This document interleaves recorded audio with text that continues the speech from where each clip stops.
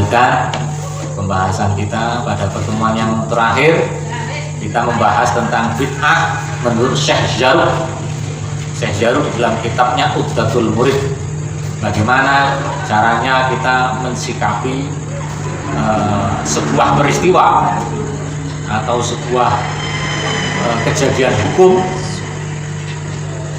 yang terjadi, apakah itu bisa dihukumi sunnah atau dihukumi bid'ah. Kemarin kita sudah bahas dua cara menimbangnya. Timbangan yang pertama itu kita lihat dulu persoalannya. Yang dimaksud muhdas di sini apa? Persoalannya apa? Persoalan hukumnya itu apa? Persoalan hukumnya apa kira-kira? Nah, kemudian ditimbang dengan dalil Al-Quran dan Al-Quran. Terus kemudian ketika tidak ditemukan, maka ditimbang dengan mizan yang kedua. Nah, yang pertama adalah dengan mencari dalil-dalil yang ada di Quran dan hadis. Kemudian pada timbangan yang kedua itu adalah dengan cara melihat qawaidul a'immah. Qawaidul a'immah itu apa? Qaidah yang telah ditetapkan oleh para imam. Para imam di sini yang jelas yang dimaksud itu adalah imam mazhab. Ini adalah imam mazhab. Nah, kita malam hari ini akan melanjutkan pada pembahasan yang ketiga, al-mizan as-salis. Bismillahirrahmanirrahim. Qala al-mu'allif rahimahullah ta'ala nafa'allahu bihi wa bi'ulumihi amin. Bismillahirrahmanirrahim. Al-mizan as-salis utawi timbangan sing nomor 3. Al-mizanu salisu utawi timbangan sing nomor 3 iku mizanut tamyizi, timbangan bedaake. Timbangan bedaake bisyawahidil ahkami, kelawan boro-boro kesaksian kang rupa boro-boro hukum. Kesaksian yang dimaksud dalil hukumnya. Kita lihat dalil hukumnya. Wa huwa utawi mizanus salis iku tafsilun bangsa kang terperinci. Bangsa terperinci, harus tafsil dulu.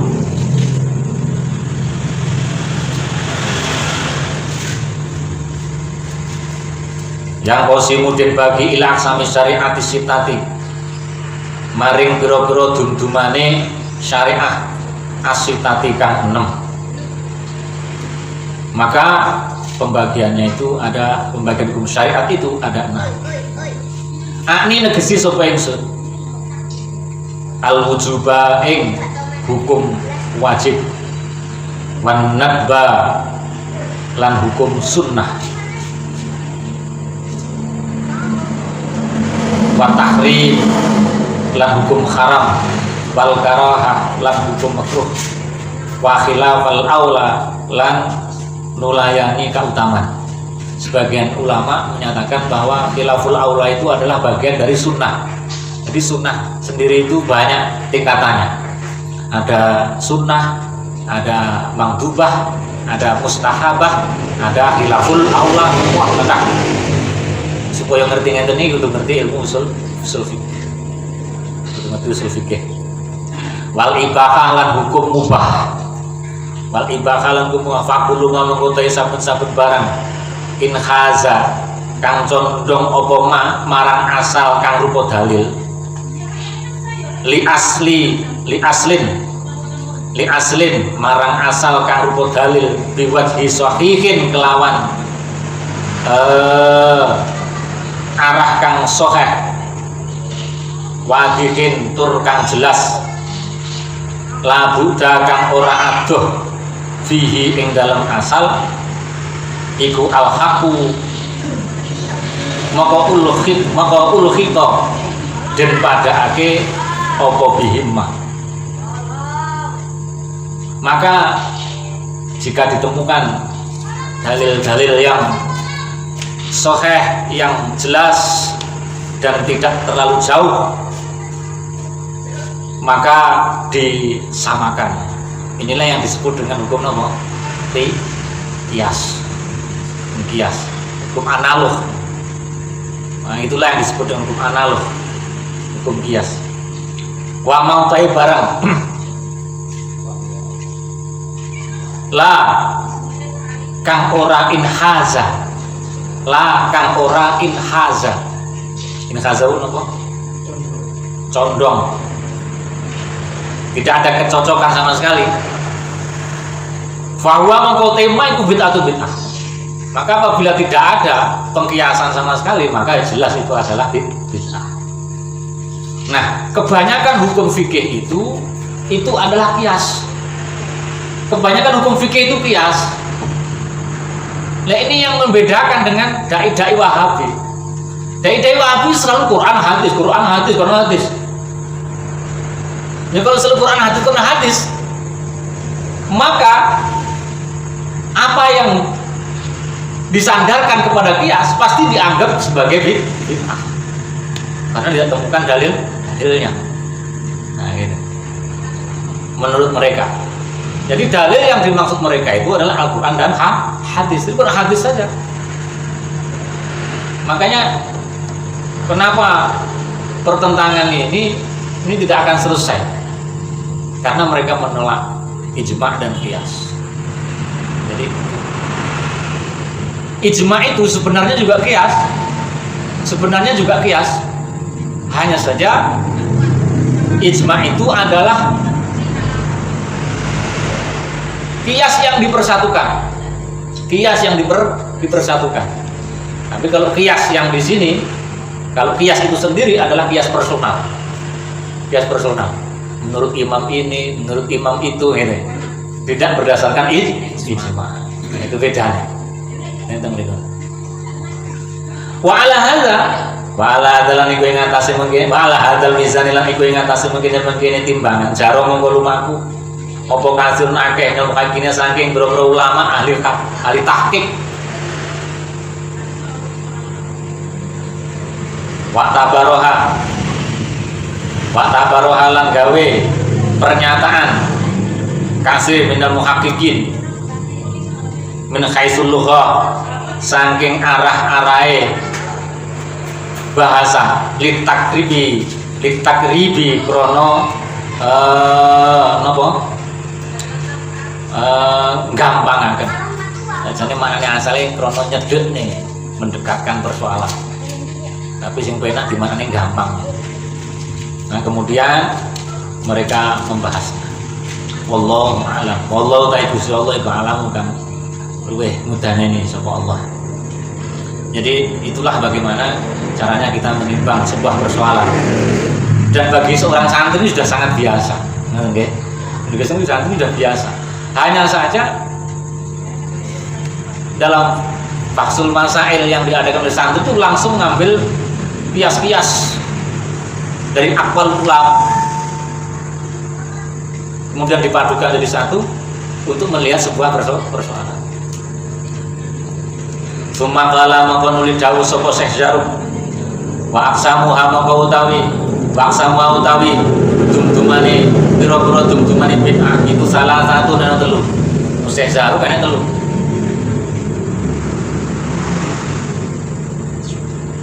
Al-bid'ah sharihah rupane pira-pira al-bid'ah rupane pira-pira bid'ah as-sharihah kang jelas. Wa ingkana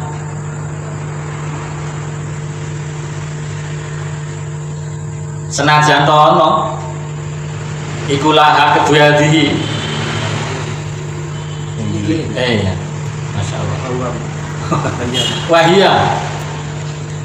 wahia utawi bid'ah sharihah wahia utawi bid'ah sharihah iku mabaran asbatat kang den tetepake min ghairi aslin saking sakliyane pokok utawa dasar syar'iyyin kang bangsa syariat. Penetapannya itu di luar apa itu asal hukum syariat itu sendiri. Bagaimana itu Al-Qur'an fi muqabalati ma ing dalem bandingi barang sabata kang tetep iya masyar'an ing dalem syariat min wajibin saking barang wajib au sunnatin utawa sunnah au mangdubin utawa sunnah au ghirihi utawa liyane wajib ila akhirih. Fa amatat moko mateni apa bid'ah sunnatan ing sunnah au abtolat utawa batalake apa bid'ah hakon ing perkara kang hak. Hakon ing perkara kang hak. Apabila perkara baru itu bisa membunuh kesunnahan secara jelas, contoh membunuh kesunnahannya artinya membunuh apa yang dibawa oleh Rasulullah SAW dari apa yang telah disyariatkan. Contoh misalnya sholat subuh itu 2 rakaat, kemudian ada orang yang mengatakan sholat subuh itu 3 rakaat. Maka ketika difatwakan yang 3 rakaat ini, kemudian ditinggalkan yang 2 rakaat, maka itulah yang dimaksud membunuh sunnah atau membunuh asal daripada kebenaran. Kenapa? Karena memang yang benar riwayatnya itu adalah sholat subuh 2 rakaat. Lolek kunut iki bid'ah apa sunnah? Lolek kunut iki bid'ah apa sunnah? Nah, ini pertanyaan ala Wahabi. Pertanyaan ala Wahabi ngono kuwi. Kunut iki bid'ah apa sunnah? Nah, misalnya seperti itu. Kalau orang melaksanakan kunut tidak berpengaruh terhadap hukum asalnya dan itu ada dasarnya, maka kunut itu bukan bid'ah, maka kunut itu adalah sunnah. Walaupun di antara 4 imam mazhab itu yang menyatakan kunut itu sunnah hanyalah Imam Syafi'i. Imam Hanafi mboten ngarani sunnah. Mboten ngarani sunnah. Maksudnya sunnah dilakukan setiap subuh. Imam Maliki nggih mboten. Karena yang dimaksud beliau-beliau itu adalah kunut nazilah. Nah, kemudian bagaimana argumennya Imam Syafi'i yang mengatakan bahwa kunut subuh itu menjadi sunnah dilakukan setiap hari? Argumennya ini, apakah setiap perkara yang dilakukan oleh Rasulullah itu sunnah? Jawabannya pasti iya. Walaupun itu hanya dilakukan satu kali oleh Rasulullah SAW. Oleh karena itu, walaupun Kanjeng Nabi itu tidak kunut subuh setiap hari, ini Nabi ini membuat kunut subuh setiap hari, tapi Kanjeng Nabi pernah kunut subuh. Waktu itu tidak dalam keadaan kunut nazilah.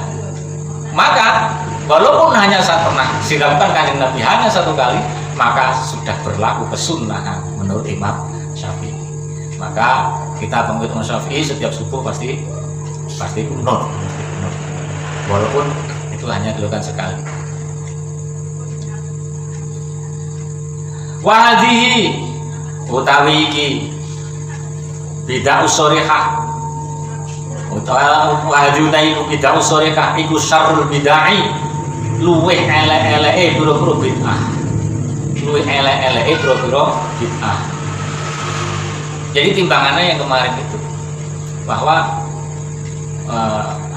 bid'ah itu menghukumi suatu bid'ah atau tidak itu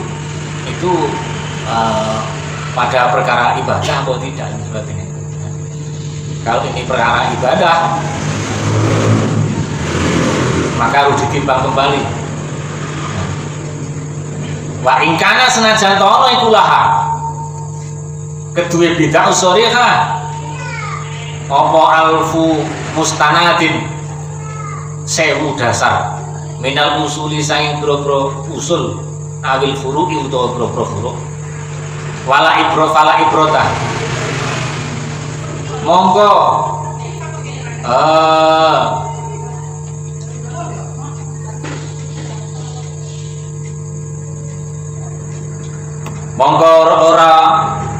mongko ora ana pamilang iku maujud bihi kelawan mustanad. Itu bid'ah yang pertama. Asane utawi dumduman sing nomor 2 iku al bid'ah boro bid'ah al idhofiyah kang bangsa den sendhekake. Bangsa kang den sendhekake. Wa ya utai bid'ah idhofah iku allati perkara tudhofu kang den sendhekake apa ma li amrin maring perkara. Lau sulama lamun to diterima minha sing allati iku lam tasih mongko rasah apa al munazaatu perselisihan fi kaunihi ing dalem anane amr iku sunnatan sunnah ghairu bid'atin utawa dudu bid'ah bila khilafin kelawan tanpa khilaf persulayan au ala khilafin utawa ing atase persulayan para ulama mimma saking barang takut dama kang wis dadi dingin apa mah. Jadi yang ketiga itu bid'ah yang disandarkan kepada sesuatu perkara. Ya, contohnya yang tadi itu.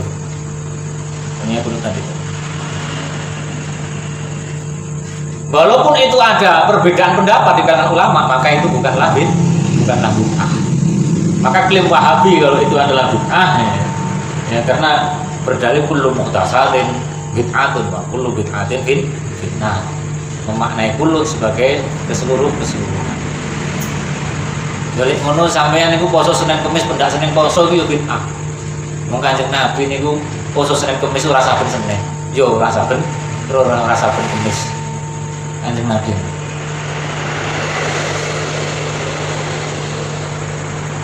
Jadi lek sampean saben Senin poso, saben Kamis poso iki yo malah bid'ah malah ya. Soale ora di contone Kanjeng Nabi. Nah, gitu. Asali sute nomor 3 iku iku al bid'ah boro bid'ah al khilafiyah kang bangsa khilaf. Wa ya utawi al bid'ah asalis al bid'ahul khilafiyah iku al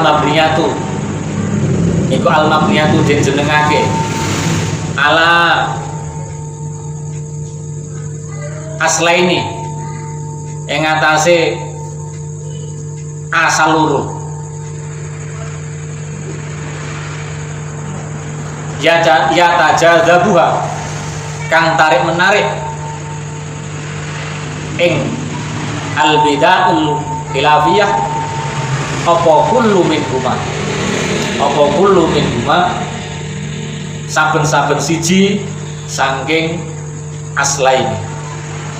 Faman mengko utawa sewisawane wong iku kala ngucap sapa man bihadza kelawan kila asal wala mongko ngucap sapa man bid'atun ai hadhi bid'ah iki bid'ah waman lan sapane wong kala mongko ngucap bimuqabilihi kelawan bandingane kala mongko ngucap sapa man sunnah iki sunnah. Ana wong berbeda pendapat, ada orang mengatakan ini bid'ah, yang satu lagi mengatakan ini sunnah. Bagaimana kalau udah seperti itu?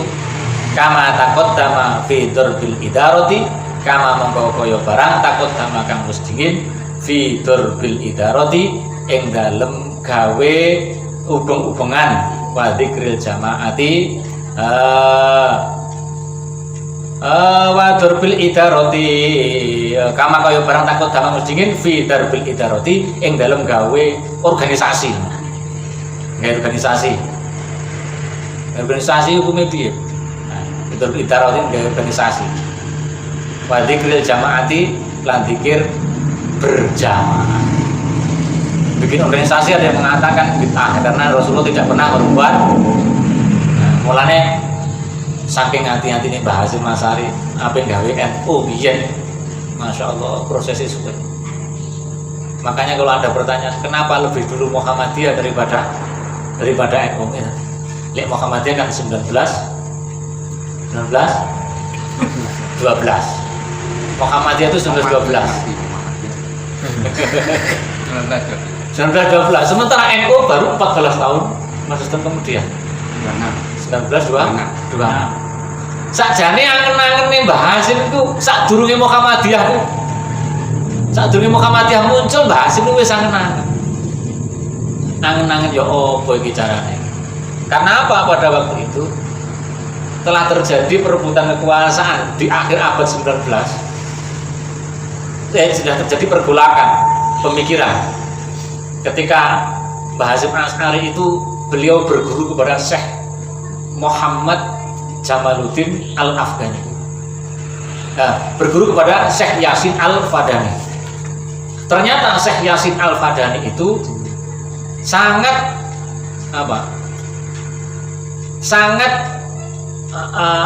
tertarik dengan pemikiran-pemikiran Syekh Muhammad Abduh, bukan yang salah. Sangat tertarik dengan pola-pola pemikiran Syekh Muhammad Abduh. Nah, kebetulan ketika ngaji teng sinten niku Syekh Yasin Al-Fadani niku bareng kare Mbah Yai Ahmad Dahlan. Nah, Mbah Yai Ahmad Dahlan niku sedikit tertarik dengan ide-ide pembaharuan yang disampaikan oleh Syekh Muhammad Abduh. Maka dari situlah kemudian kira-kira kenapa kok Muhammadiyah ini dijenengi Muhammadiyah. Muhammadiyah bukan berarti kok nisbat ning Kanjeng Nabi Muhammad boten, tapi nisbatnya ning Syekh Muhammad Abduh. Muhammad Abduh. Mung mawon Mbah Hasim Asy'ari tidak tertarik dengan pemikiran-pemikiran Syekh Muhammad Abduh. Walaupun gurunya Syekh Yasin Al-Fadani niku sering membicarakan tentang Syekh Muhammad Abduh. Loh, kenapa kok bisa terjadi interaksi? Niku pas ngaji ini teng Mekah mriku. Nanti di Mekah. Sementara Syekh Muhammad Abduh pusat pergerakannya ada di Mesir. Mekah kalau Medina, kalau Mesir ya ora adoh. Mboten adoh. Makanya sering terjadi nopo? Pertemuan pemikiran. Nah, Syekh Muhammad Abduh ini kemudian membuat majalah yang namanya Al-Manar. Majalah namanya Al-Manar. Al-Manar ini kemudian disebarluaskan oleh Syekh Jamaluddin Al-Afghani. Nah, gitu. Pemikiran-pemikirannya dibawa ke Indonesia oleh Kiai Haji Ahmad Dahlan. Nah, sebenarnya tradisi-tradisi kewahabian ini masuk ke Indonesia itu sudah sejak lama, sebelum berdirinya Muhammadiyah. Sebelum berdirinya Muhammadiyah,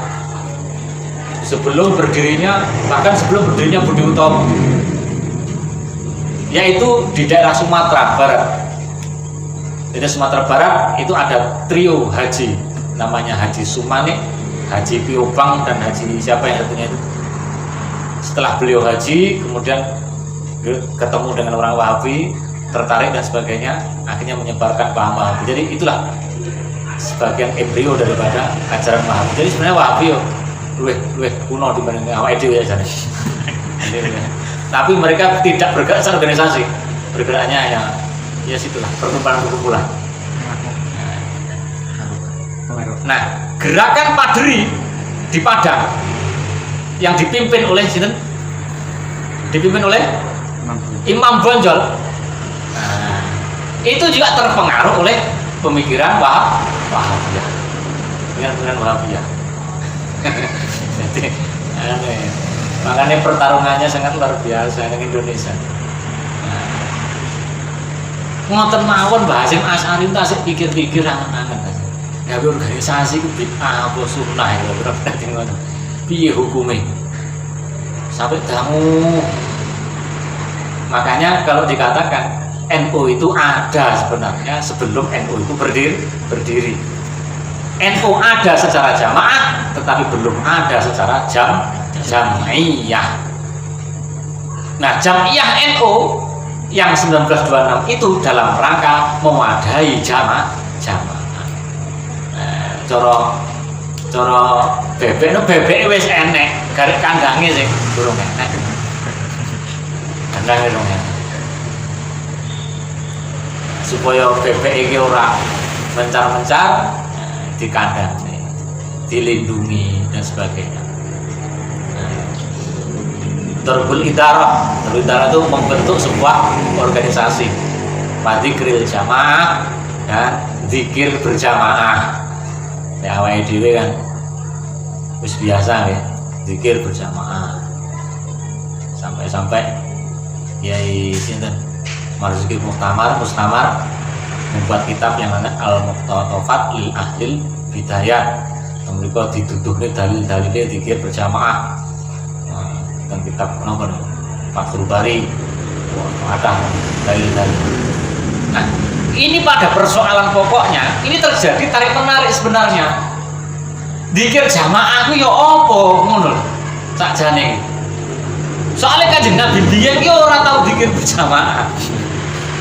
Kanjeng Nabi gur ngomong lek sapa wonge mari salat muni subhanallah ping 33 kan ngono tok daline.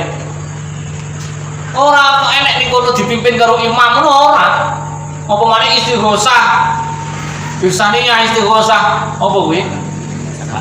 Syafaat ngono kuwi malah nemen maneh khilaf yai malah. Malah nemen maneh khilaf yai. Sakjane piye? Mulane wong-wong sing anti zikir berjamaah yo ngelu tenan nyawang zikir syafaat. Yo ngelu tenan. Lho yo ngopo sing diarani bid'ah kok malah ngumpulan wong 100.000 yo opo. Luar biasa. Makanya kalau kita membuat pusing mereka itu ora usah kakean dibantah. Amaliyahnya saja nih dihidupkan ngeluh-ngeluh dhewe gitu. Ngeluh-ngeluh dhewe. Wong ngomong nih napa niku? Maulid bid'ah. Wong ngomong nih maulid bid'ah. Yo sampean sing paten maulid, iso ya ben minggu maulidan. Pendak malam Senin maulidan, atau pendak malam Jumat mulai maulidan. Lek biyen iki kan berjanji. Maulidane cah saiki karo wong biyen wis kalah apa to? Karo biyen. Wong biyen iki berjanji budal bari sak jam 8 mulai balik jam 2 biyen. Biasa. Biyen iku biasa. Kulo biyen mulai cilik melok berjanji kangkang. Balik mesti digendong, wis tuh. Ini digendong kangkang itu jam 2. Engko lek jam 2 balik santri desa ngoten. Balik jam 2 ngoten niku nggih. Ora turu pisan. Nyuluh rek nyuluh. Biyen sik akeh wader ning kali. Terus saiki wis renek wader renek sing disuruh ya. Mulane lek tak pikir-pikir ki zaman saiki karo jan biyen bahagian biyen. Bahagian biyen. Dulu bareng kena masak mateng setengah papat sahur bisa dibeber yang dukure godhong gedang terus diulak dari siji semua enak just kuwi sahur ya just kuwi saiki wis ora ono tradisi turu ning masjid nek iso ki arek TP iki diwarahi ki wis enek mabit iki wis enek mabit diwarahi kok gowo botrot di gowo botrot kuning kene ijo-ijolan lawuh. Ora apa-apa. Ayo ijo-ijolan lawuh. Ijo-ijolan lawuh. Lho, penting kok ijo-ijolan lawuh kuwi. Penting ijo-ijolan lawuh kuwi nggo apa tahu. Kuwi apa tempe ijo sitok. Pengen ngrasakne tahune, pengen ngrasakne tempe. Penting niku. Walaupun secara kasat mata nilainya gur tahu sitok, tempe sitok. Itu akan membentuk keterjalinan emosional antar santri, rasa kebersamaan, rasa seperjuangan, rasa seperjuangan. Kulo niku tasik kelingan, wong kanca ngliwet ngene kelingan, kangen. Wah ada yo satu aja, ana sing Sumatera, ana sing Sulawesi, ana sing Papua niku kelingan. Prosesnya. Saiki duwe kanca cah sakniki alumni mari tamat SMP terus mari ngono lanjut ning SMA ngono wis lali. Untung saiki niki enek WA, enek grup WA. Paling sing mlebu ya grup piro. Gitu ya. Ngene grup piro. Enggak ada keterjalinan rohani karena tidak ada keterikatan emosional. Penting ternyata koyo ngono. Masyaallah. Awake dhewe iki nyapa kok koyo ngenten iki. Soale santri-santri zamane sampean biyen ki ngliwet ora sih? Ngliwet ngene aja. Asik ngliwet. Pokoke cek santri kok jek ngliwet insyaallah kempele wis awet iki awet. Wis sampe tuwek pengen kelingan jeneng ngliwet. Sing kemana Cek kumanan anu nggih, sumur ya, banyu sumur nek ngombe nggih. Nggih. Luar biasa. Saat ini sumurnya wis ditutup. Padahal sumur bersejarah, sumur legenda. Luar biasa. Buat. Qala wali furakumullah ta'ala fanallahu bi qawlum yamin. Maqala lan ngendika sapa alamah. Al-alamah. Wong kang banget ngaline. Enek alim, enek alamah. Wong kang banget alime Muhammad Waliyuddin At-Tafsiri. Rupane Kiai Muhammad Waliyuddin At-Tafsiri fi Syarhil Arba'in An-Nawawiyah ing dalam syarah kitab Al-Arba'in ing dalam kitab Syarah Al-Arba'in Nawawiyah. Ala qoulihi sallallahu alaihi wasallam. Komentari dawuhe Kanjeng Nabi Muhammad sallallahu alaihi wasallam. Manutai sapa yen ahda sangangan nyari sapa man hadasan perkara kang anyar au awa utawa au awa utawa ngayomi sapa man muhdisan ing wong kang au awa utawa ngayomi sapa man muhdisan ing wong kang nganyar-nganyari fa alaihi mongko iku tetep ing atase man laknatullah utawi laknate Gusti Allah. Lah niki bahayane niku niki lho, lek hadis iki dimakan plok ngono kuwi terus mari ngono digandeng karo apa itu alaikum bil muhdasatil umur kullul muhdasatin bid'ah wa kullu bid'atin dhalalah. Ngono kuwi bahaya. Hati-hati dan waspada terhadap perkara-perkara yang baru. Padahal yang dimaksud muhdasatil umur itu ma'udhifa ala hukmus syari', hukum syariat. Ora kok kabeh perkara-perkara kuwi kemudian yang tidak ada contohnya pada Kanjeng Nabi itu berarti bid'ah.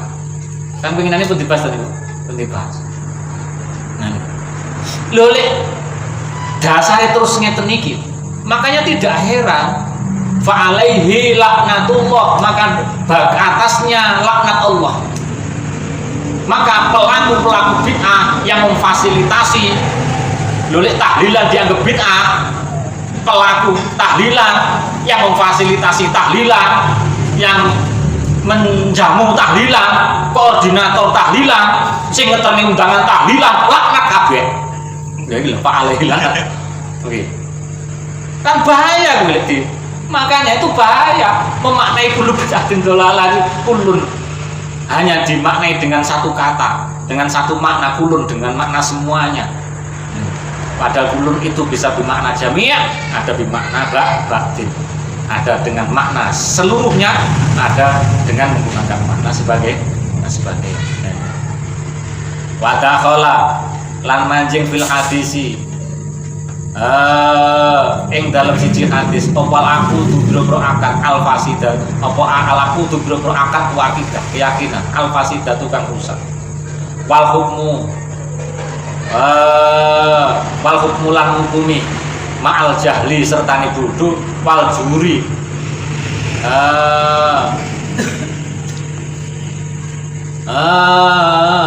wal juri lan napa melencong wana mudhalika lan sepadane mengkono-mengkono wana mudhalika lan sepadane mengkono-mengkono qala wali furakumullah ta'ala nafanallahu bi al-uqudul fasidah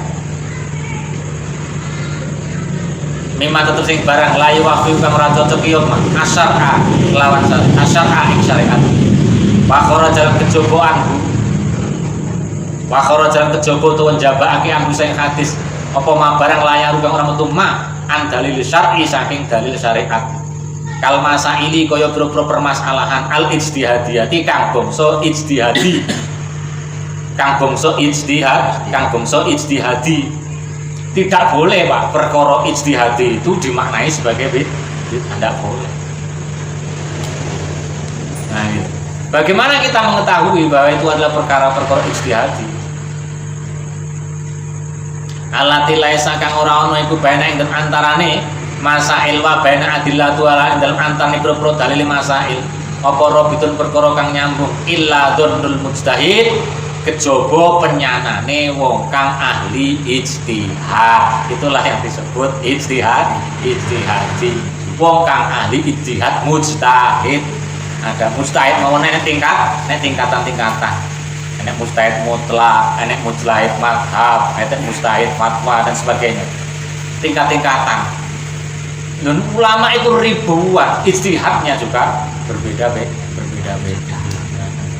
Makanya awake dhewe kon ngati-ngati ngukumi suci-suci aja sampai kula panjenengan sami terjebak dengan menghalalkan apa yang haram dan mengharamkan apa yang halal. Bid'ahkan apa yang sunnah dan mensunnahkan apa yang bid'ah. Mulane ulama-ulama NU yo ngati-ngati tenan. Ngukumi rokok ya bermakruh ngono ae. Enggak wani haram ngono enggak wani. Soalnya dalil sore gak ono ya. Dalil sorehnya itu tidak ada. Rokok itu haram itu tidak ada. Lah kok mari ngono enek wong ngukumi ku haram dengan landasan dalil hurrimat alaikumul khaba'is, diharamkan bagimu khaba'is. Lho khaba'is kok rokok iki piye? Khaba'is kok rokok iki piye? Dalil itu khaba'is itu bersifat umum. Sesuatu yang umum tidak boleh untuk menghukumi sesuatu yang krono ora nek dalil sing soreh yang jelas menyebutkan rokok ya paling pol ya makruh. Basul masaile makruh. Lah terus kenyataane piye? Prakteke niku pripun prakteke? Prakteke al hukmu yamsilu bil illah. Hukum itu tergantung situasi. Mungkin tergantung situasi. Wis ora mau tak watu. Aku koyo ngono. Wis duwe pisan, loro-loron. Mas, kok koyo ngene iki haram, Bro. Haram rokok iki. Haram, Bro. Mas. Koyo ngene lho wis ambukan wis nengkem wis. Koyo ngene suka enggak ngengkel ngerokok ae. Sehat mumpung sehat, sehat rokok niku ditafsir meneh sih kan, ditafsir meneh. Lho lek umpamane hukum rokok niku haram berarti nyuguhne rokok ya haram. Nyuguhne rokok niku haram dolan. Lha dilalah sampean ki gurune kiyaine sampean moro ning sampean ki seneng rokok. Mosok sampean ape gak nyuguhi rokok sampean? Hah? Oleh santri biyen kuwi wah wajib iki ngono. Wajib iki ngono lek santri biyen. Ora ya. Lah ngoten iki. Sampeyan ditulan kiai rawuh, kiai rawuh. Mesti sampean takon. Lek kiai tenanan ora usah takon, mesti ngerti. Kowe opo? Lek balik santri tenan iki. Lah santri sik takon kiai ora koyo opo iki berarti santri ora pati gati karo karo kiai ini. Lha terus ngene iki. Berarti wis ngene iki hukume wajib malah. Mulane kemutan. Lek sakniki Mbah Yai Mustofa Bisri. Mustofa Bisri niku lek ngaji niku kopi gelas gede kae. Terus karo rokok karo asbak. Mesti wis kitab rokok gelas gede. Terus rokok terus asbak. Itu mesti enak. Mesti enak teman-teman. Lah waktu ini wajib enak rokok. Berarti rokok kanggone beliau wajib. Kenapa? Kalau tidak rokok buntu pikiran saya. Buntu, nggak bisa mikir saya. Terus gak bisa mikir akhirnya gak bisa ngaji. Akhirnya gak bisa ngaji kayak rokok itu. Boleh rokok sih. Atas mata nih punya. Nah, ini artinya menunjukkan bahwa sebenarnya hukum itu luas dan luas. Agama ini sebenarnya Islam itu luas dan luas. Jangan dipersempit dengan hanya satu dalil. Kullu bid'atin dolalah. Kullu bid'atin dolalah. Kalau Anda berdalil kullu bid'atin dolalah, kini ya berdalil innamal a'malu binniyat. Lho piye jajal? Gathuk niki piye jajal? Gathuk niku kullu bid'atin karo innamal a'malu binniyat iki akhire gak ketemu-ketemu. Lek kulun itu dimaknai semua. Wah.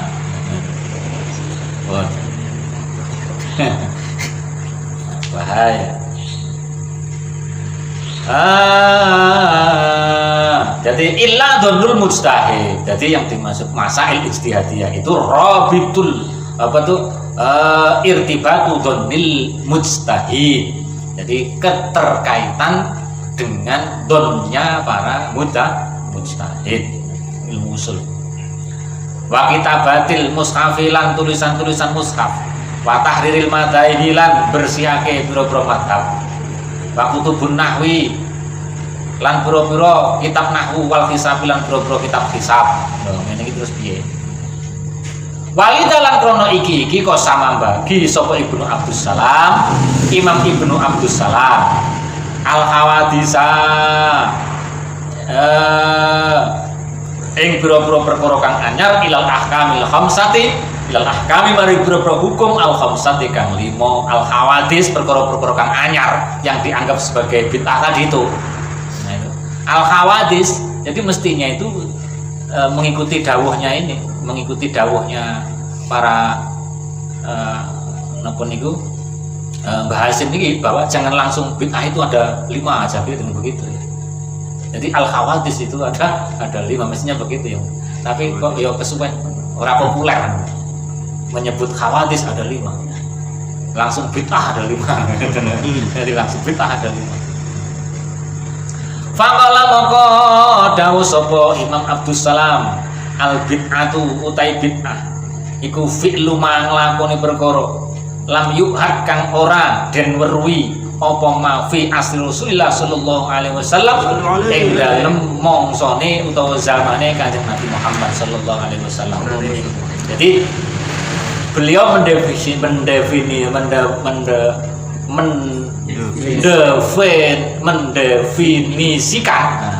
definisi itu penting karena dari definisi itu adalah definisi itu adalah tasawur, gambaran sebuah persoalan. Definisi itu tamhid, definisi itu qayyid yang memperjelas sebuah persoalan. Definisi. Menurut beliau definisi bid'ah itu tebrengku fi'lu ma nglakoni perkara lam kang ora den weruhi apa ma fi asli Rasulullah sallallahu alaihi wasallam sallallahu alaihi wasallam. Iku wajibatan padha uga wajib kata alumin nahwi kaya belajar ilmu nahwu wa gharibil kitabi lan lafat kang asing ing dalam kitab, belajar lafat-lafat asing di dalam kitab-kitab wasunnati lan sunnah. Kitab ini maksudnya Al-Qur'an wasunnati lan sunnah mimma saking barang yatawaqqafu kang dadi kandhek apa fahmus syariat maham syariat alaihi ing atase ma. Jadi bid'ah itu bisa menjadi hukum wajib seperti belajar ilmu nahwu, seperti belajar gharib-gharibnya kitab yang bertujuan supaya memperoleh pemahaman yang sempurna terhadap syariat. Wa muharramatan lan den haramake.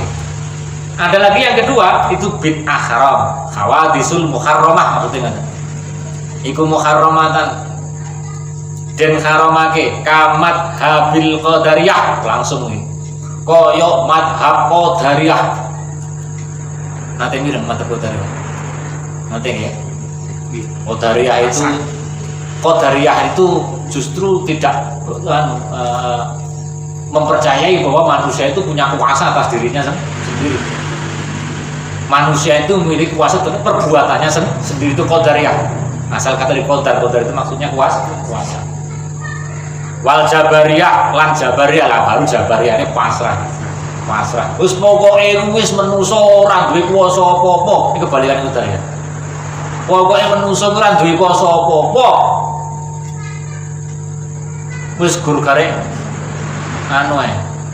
gur garek nglakoni ae. Gur garek nglakoni. Ini ki bahaya. Kadang-kadang niku pemahaman Jabariyah niku koyok ngene, lir kajiane wayang. Gumantung karo dalan. Berarti wayang ora iso apa-apa. Kadang-kadang ngomongan ngeten niki ya mambu-mambu Jabariyah. Mambu-mambu Jabariyah ini. Lha koyok wayang lho, wayang iki piye? Wayang ora iso nyapa-nyapa. Wayang ora iso nyapa Jabariyah. Mulane kadang-kadang itu tasawuf itu lebih condong ke kadang-kadang lebih condong ke Jabariyah. Lebih condong Jabariyah. Sak dermo nglakoni, kadang-kadang ngono kuwi aja. Ya dermo nglakoni. Lah ngene iki bahaya. Makanya Ahlussunnah wal Jamaah ma bainahuma. Di antara keduanya, antara Qadariyah dan Jabariyah. Pokoke Ahlussunnah wal Jamaah ma bainahuma. Lek saiki nek Wahabi karo Syiah ya ma bainahuma ngono. Antara Wahabi dan Syiah pemahamannya. Lek Syiah kuwi demene karo Sayyidina Ali kliwat. Senengane ngelok-ngelokne sahabat Abu Bakar, Umar, Utsman. Sampai ngafir-ngafirne Sayyidatina Aisyah radhiyallahu anha, misalnya ngoten niku. Lek Wahabi malah anti duriyah malah. Anti duriyah. Apa itu? Keturunan Rasulullah sudah terputus, hanya sampai Hasan saja, Hasan Husain saja. Ini gak ngakoni Habib. Jangan ngakoni Habib. Nah, ngakoni Wahabi. Itu kan podo-podo ekstremis. Podo-podo ekstremis. Sing siji demen kliwat. Sing nomor loro geding kliwat. Ya Ahlussunnah Jamaah ma bainahuma. Demen ning Sayyidina Ali krana mantune Kanjeng Nabi. Ya krana sahabat, ya krana dadi Madinah apa niku babu Madinatil ilmi kata hadis riwayatnya Sayyidina Ali. Tidak sampai mencaci maki Sayyidina Abu Bakar, tidak sampai mencaci maki Sayyidina Umar dan Sayyidina Utsman. Ini seperti itu. Ini apa? Jabariyah. Wal mujassimah loh ini sing bahaya. Wal mujassimah lan paham mujassimah jisim ini pangeran. Jisim ini Gusti Allah. Jisim Gusti Allah. Makanya hati-hati. Ini pas ngaji Ar-Rahmanu 'alal arsistawa. Ar-Rahmanu 'alal arsistawa. Ar-Rahman ta Gusti Allah sing Maha Rahman iku ala ing atase, iku alal arsi ing atase aras istawa. Iki di maknane manggen. Ayo piye jajal? Padahal istawa ki maknane kathah. Istawa ki maknane kathah. Niku lek dimaknane manggen berarti Gusti Allah ning kono. Gusti Allah ning kono nyapa ning kono? Lungguh ning ndukure kursi. Wasi'a kursius samawati wal ardh. Kursine Gusti Allah kuwi luwih gedhe. Dene kaya kepane gedine kaya gedine langit lan bumi. Aras kuwi tataan sikile, waduh bahaya iki. Aras kuwi memang makna dasar aras itu tatakan. Makna dasar aras, makna dasar. Tapi karena ulama Ahlussunnah wal Jamaah menghindari tamsil karena laisa kamislihi syai'un tadi, maka menghindari makna-makna yang menuju kepada mujassim. Loh, jadi Gusti Allah niku melihat. Berarti Gusti Allah melihat dengan apa? Ya Allah melihat dengan sifat basornya Allah. Ojo dipadakne kowe melihat dengan matamu. Berarti Gusti Allah dia mripat. Mendengar dengan telinga, berarti Gusti Allah punya telinga ngono kira-kira. Nah, ini mujassimah. Lah, dalil-dalil mujassimah niku gampang mawon mematahkannya. Kullu syai'in halikun illa wajhah. Saben-saben suwiji, nah kulun bermakna jami' ini. Saben-saben suwiji berarti semuanya halikun bakal rusak illa wajhah, kejaba wajahe Allah apa ngono. Kejaba wajahe Allah berarti tangane rusak. Gitu berarti tangannya rusak. Lha lek tatakane sikil berarti sikile yo rusak. Wayab wajhu rabbika dzul jalali wal ikram. Lek niku dimaknani secara zahir wayab sing keri gur wajhu rabbika wajahe pangeranmu. Iku gur wajah-wajah tok ngono lho. wajah Gusti Allah piye ya? Apa enek irunge, apa enek brengose apa ngono? Nah, akhirnya ngono. Makanya kita dilarang oleh Rasulullah tafakkaru fi khalqillah wala tafakkaru fillah. Lek mikir ki ning makhluk wae, ora usah mikir ning zate Gusti Allah. Para jamaah sedaya lan. Dan itu yang kedua. Yang ketiga, wa mangdubatan lan kang den sunatake. Kaidatir rubti kaya gawe pira-pira pondokan wal madarisi lan pira-pira madrasah. Iki malah gur sunat tok. Kayak pondok gawe madrasah malah sunat. Wa kulun utawi saben-saben siji wa kullu ihsanin utawi saben-saben siji wa kullu ihsanin lan saben-saben kang gawe bagus lam yuhad kang den ora den weruhi apa kul bil asril awali ing dalem mangsa kang awal itu mangdubah wa makruhatan den makruhake kazah zafati kaya kazah zafatil masajidi kaya menghiasi pira-pira masjid ora mari makruh itu ternyata bid'ah makruh menghiasi masjid lebih kandung apa ya masjid apa khawatirin apa taja malu hanya berlomba-lomba untuk menghiasi namanya zahirnya masjid, akhirnya lupa kepada isinya masjid. Kazah zafatil masjidi kaya menghiasi boro-boro masjid, wa tazwikil masakhifi lan maes-maesi boro-boro mushaf. Kayak mushaf Quran sampean iki yo. Mushaf sing sampean donasikan lho, apik-apik to.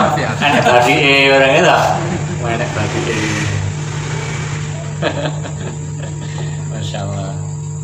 Wa mubahatan lan den mubahake kalmaso fi hati uqba salati subhi kaya salaman ing dalem sak burine salat subuh wal asri lan salat asar mubah salaman mubah wa tawassul ilang ngalap kajembaran fil makali ing dalem panganan wal masrobi lan minuman wal malbasilan pakaian bagil dalika lan sak liyane ngono al madko. Jadi tawassul fil makal iki ya ngenak-ngenak nih panganan. Ngenak panganan iki termasuk napa niku? Mubah. Nek panganan. Ngenak-enak niki piye? Ngaji karo ngopi ya. Boleh. Enak. Mubah. Boleh. Enak-enak. Enak panganan. Mangan kuwi sakjane cukup napa to? Sing cukup niku kan apa sih? Sing cukup tak beras tok asline kita. Lek menurut hukum fikih iki cukupe panganan kuwi napa sego. Mulane awake dhewe iki zakate ya zakat gawe beras. Ora kok beras ditambahi tempe ditambahi napa? Sapan. Ora nggur beras tok. Asline iki gur kuwi ngenak-enakne oleh tambahi tempe, kok dijangakne tewel oleh kaya ngono kuwi. Sing ora oleh niku tapi mubah niki iso dadi haram, iso dadi napa? Lek israf berlebihan. Lebihan. Nah, niki biasae niku kelakuane wong tuwa, gitu. Kelakuane wong tuwa. Mamane oleh ubah. Tapi delok ning kono mejane kebek.